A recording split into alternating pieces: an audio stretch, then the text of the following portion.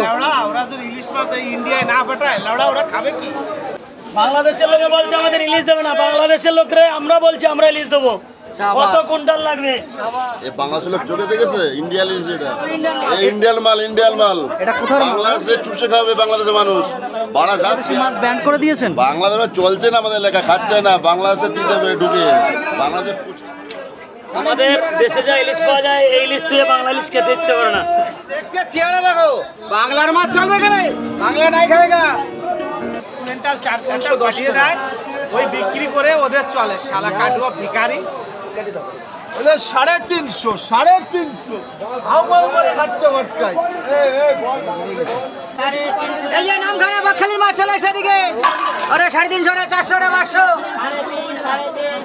350 টাকা গেলে, 350 টাকা গেলে, 350 টাকা গেলে, 350 টাকা গেলে, এটা গেলে 80 টাকা।